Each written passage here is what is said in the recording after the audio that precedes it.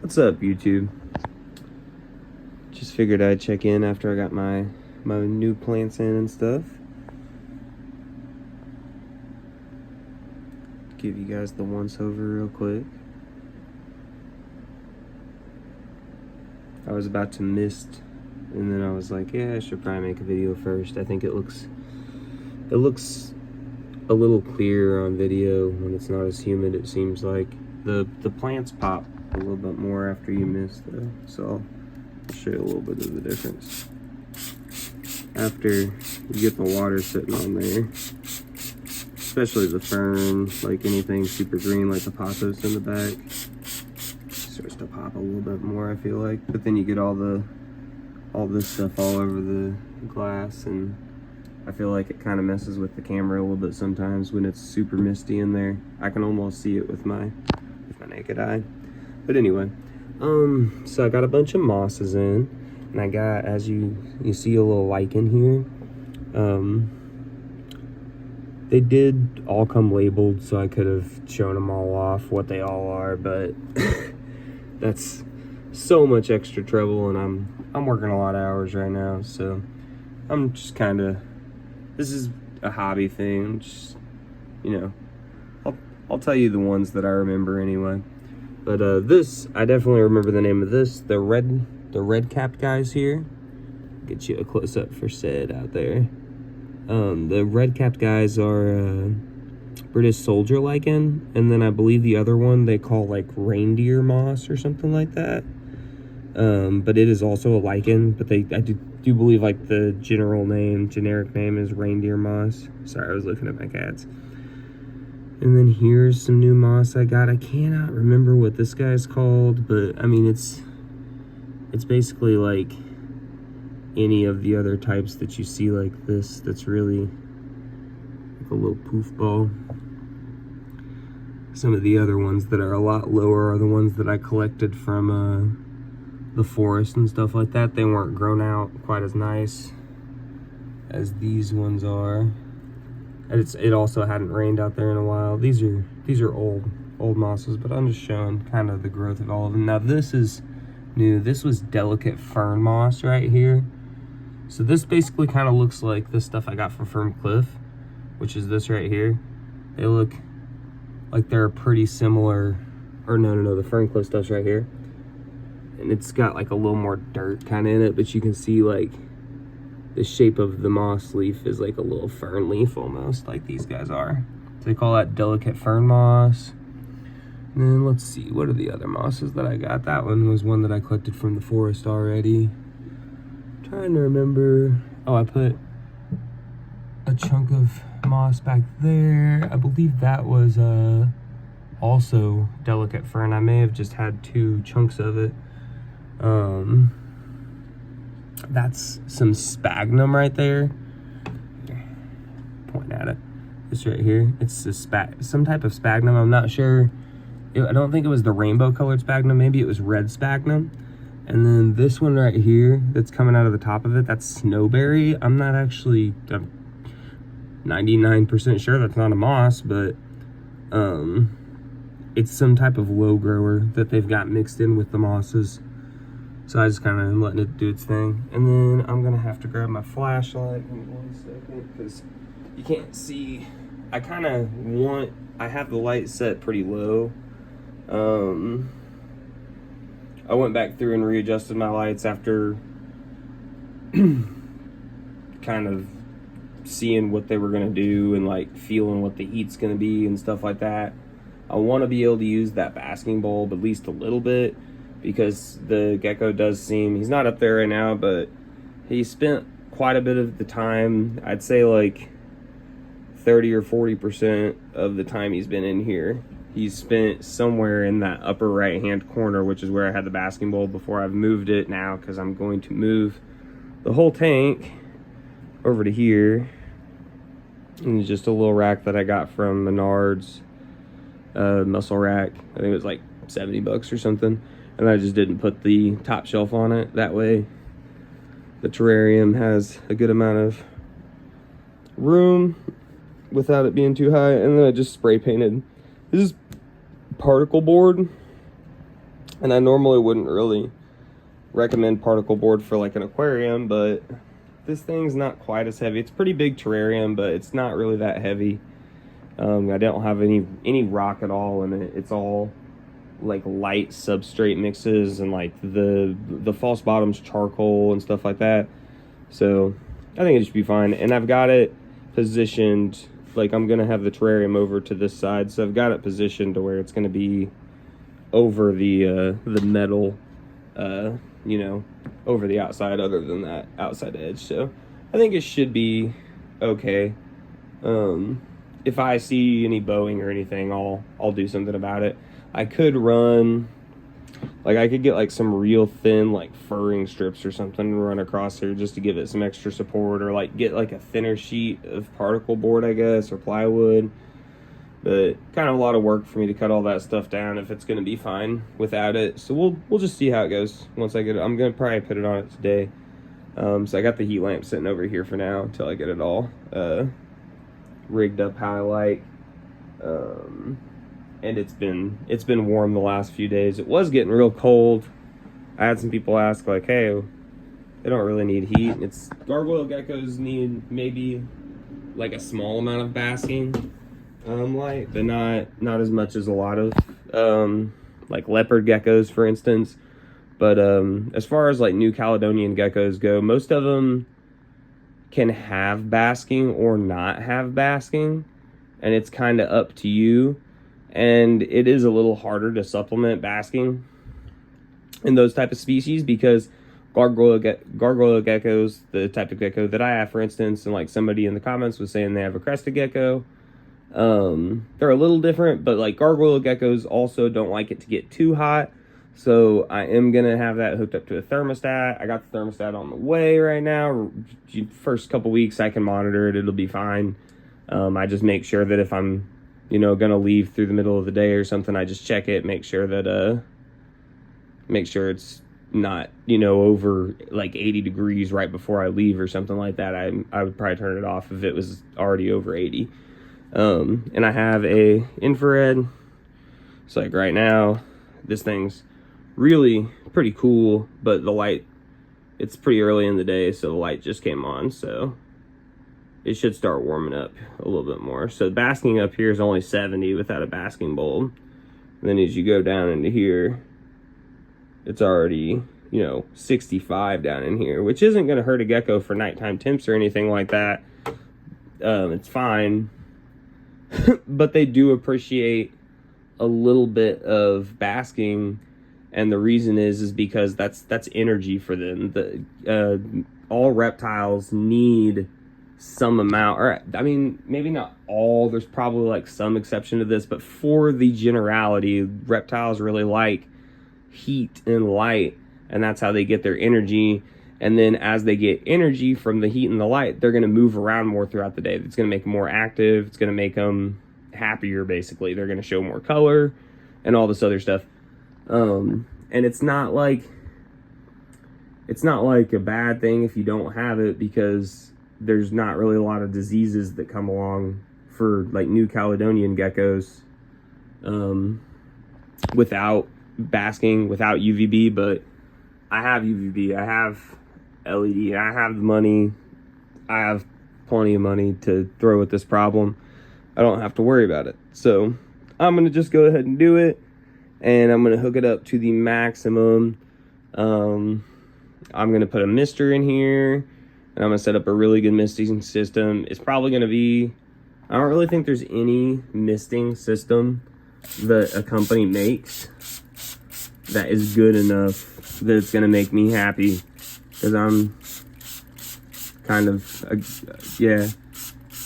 So, yeah, I think I'm probably going to end up, like, making a do-it-yourself misting system or something. I'm going to have to look into it a little bit more. Alright, so let's get everything misted down now that I've got you.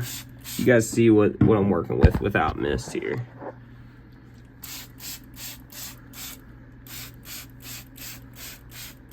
And also, gargoyle geckos can go a little drier if they need to, but that's why I've got a gradient in here. I've got the top, like, it's a fully open top, mesh top, I've got the vent fully open on this vent. And then if I absolutely am seeing that the humidity is too high even at the top of the tank, I want the humidity to be really high at the bottom. But if it's still like 70 or more, like 80 at the top, I think they like it like anywhere between like 50 and like 70 to 80 or something like that. And they'll kind of they have a gradient, you know, like all reptiles. They want to be able to control their humidity by moving between like areas of moisture and dry, and some areas will be hot, so they'll dry out faster, and so on and so forth. So I'm just really trying to give him, that's why I got such a large enclosure. Okay, that's good enough. And I gotta wipe down my table because I get it a little bit wet every time I do it. That'll be a good thing when I move it over to the rack. I spray painted that shelf that it's on, that it's gonna go on. I spray painted it really thick. I put like 6 or 7 layers of a water resistant spray paint on there. An outdoor spray paint. It's actually Rust-Oleum. Rust-Oleum's they're double coating paint. So I'm hoping like 6-7 coats. That should do good. I even was just like, yeah, the last coat I was like, I don't care if I have runs or whatever, I'm spraying this on thick. I don't care if there's a couple bubbled spots, as long as, you know, my first layers went on really nice. That way it would allow curing and everything, so it would get fully dry. So then I have a dish mat. A little, I know it sounds funny, super funny, but I figured a dish drying mat would soak up any excess moisture and at least keep it off of the paint pretty good, and it'll kind of cushion the blow of this. And you can see these got some nice feet. So, I mean, I think it should work out good. We're gonna see. Anyway, back to my plants now that I've misted and let it kind of sat in. So we got the lichen, we got the little poof ball moss, and then I'll go on to some actual plants instead of mosses, since we got the begonia just sitting here. This is a pink variegated strawberry begonia, and as you can tell, if you see it like the edge, it'll probably get that a little bit more, but it's got like a pink, yeah, underneath you can tell a little bit better. But it's, instead of being like just green with a little bit of red, it's like a pink, and then it's got the variegated white on the outside of the leaf too. Very, very cool begonia, and it should just spread out in the front here. And then I didn't have a lot of space because I've been filling it up with plants in here, but I ended up just throwing all 3 of these in the same spot. But I had to get 3 plants to get free shipping, and I was just like, yeah, I'll just get 3. Down in the center here is a string of turtles. Oh, my bad. Down in the center here is a string of turtles. So I can't remember if it's a Pilea is the, like, you know, the larger like order name or whatever of the plant or not, but it's something like that. It's like kind of like a creepy crawly. It'll like grow as ground cover, or it'll creep up stuff. And then I got a string of hearts, which is similar. It's a variegated string of hearts. It's got the white on the outside of the leaves, and I'm gonna have it climbing. It already has been growing a little bit. Like, I see it shooting the little runners, almost like a pea plant does, the little things with the little fingers and tendrils on it. And it was growing up this way, and I took it and trailed it up here. So I'm just gonna trail it up the middle, and it'll trail up that big branch. Let me zoom it. There it goes. Now it refocused. And let's see. Yeah, I got the sphagnum and the snowberry down here that I showed before. Some like foxtail moss guy right there. And I have some other ones that are just undercover under those leaves, which is fine for them. Oh yeah, and then I got my flashlight so I can show you these guys back here.